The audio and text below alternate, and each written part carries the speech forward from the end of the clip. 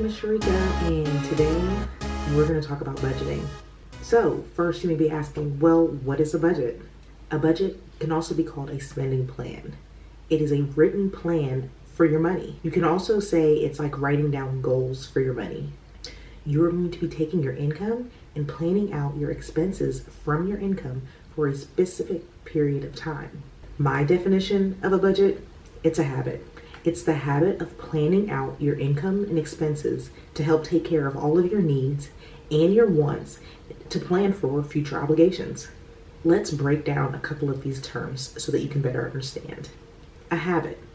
A habit is something that you do on a regular basis, kind of like brushing your teeth and taking a shower. You do those things without even thinking about it. Those are habits. Income. Income is money that you receive on a regular basis, pretty much usually from work or investments. Another source of income could be like birthday gifts or holiday gifts, or even an award that you've won from somewhere. The next term is expenses. Expenses, that's the cost of things, the cost of whatever you plan on buying, the cost of the bills. Those are your expenses. There are two types of expenses that we are going to be talking about when we're talking about a budget. The expenses, one, it's going to be your needs, and two, going to be your wants. Let's talk first about the things that you need. The things that you need in your budget are going to be your basic food necessities, your basic care, your basic shelter, and your basic clothing expenses. Remember, the key word here is basic. Let's talk about a couple of examples. Buying groceries for breakfast, lunch, and dinner, that's definitely a need. Now, going to Five Guys for lunch every single day, that's definitely a want.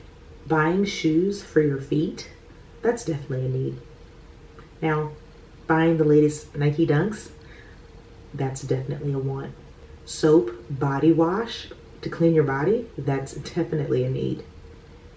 Manicure, pedicure, eyelash extensions, those are going to be wants. An emergency fund is definitely going to be a need. Spring break in Miami, that's going to be a want. Now, there's nothing wrong with wanting things. You just want to make sure that when you're doing your budget, you're taking care of the items, your basic needs first. Then you're going to add the things that you want. So why is it important to create a budget? It is important to budget all of your income so that you can make sure that you can take care of all of the things that you need to take care of, and that you don't spend money on the things that you want before you spend money on the things that you need. You never want to get into a situation where you can't pay a bill that you've signed an agreement for or promised to pay. When you make an agreement to pay a bill, companies can go through great lengths to try to get money from you if you do not pay them back. This can also mess up your financial future. It is also important to budget money so that you can save money for the future. You're going to want to establish some savings to save for emergencies, buy a car, buy a home, and even save for retirement. Major keys to creating your budget. It's going to be making a plan.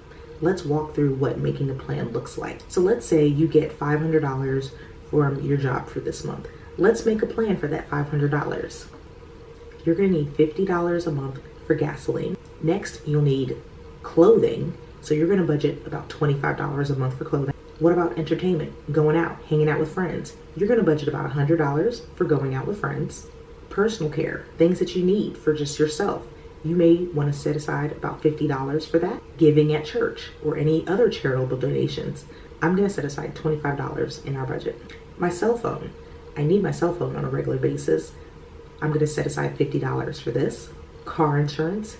If I'm driving around in a car, I've got to have car insurance, and I'm going to set aside $100 for this item.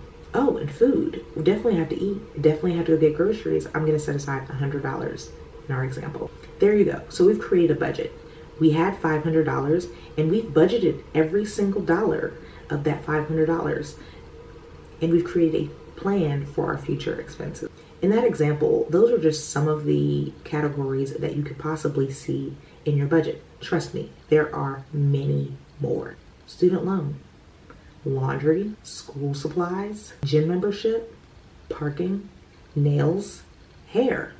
There are several different categories that you can add to your budget. Remember, Your expenses are going to be personal to you. Take some time to write down some of the current things that you would be adding to your budget right now. Next, I want to talk about some different tools that you can use for budgeting. There are many tools out there that can help you with budgeting. I'm going to talk about a couple of the popular ones. Budget websites. Budget websites were created to track your expenses and give you a broad overview of just where you're spending your money. You will have to give these budget websites access to your bank accounts so that they can track everything that goes in and out of your bank account. These websites are also good for giving you a summary of your spending habits.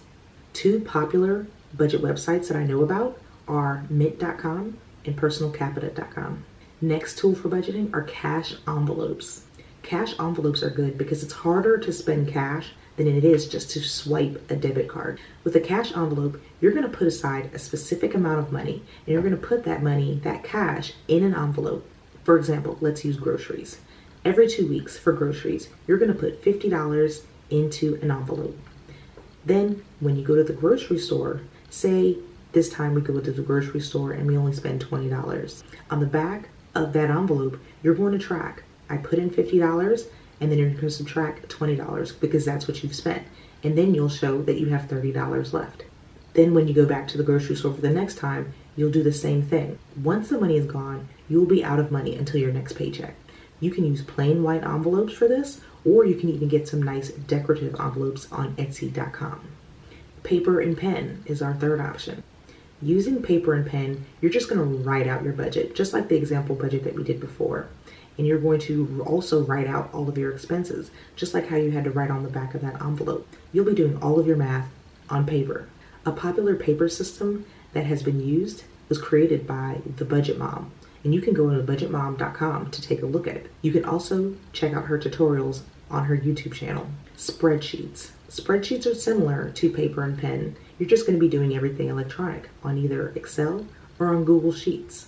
Spreadsheets make it easy because you can do the math. It does the math for you once you put in the correct formulas. Lastly, we've got budgeting apps. Budgeting apps pretty much help do all the work for you as long as you're inputting the right information. Two popular budgeting apps that I've used in the past are EveryDollar and YNAB, which stands for You Need a Budget.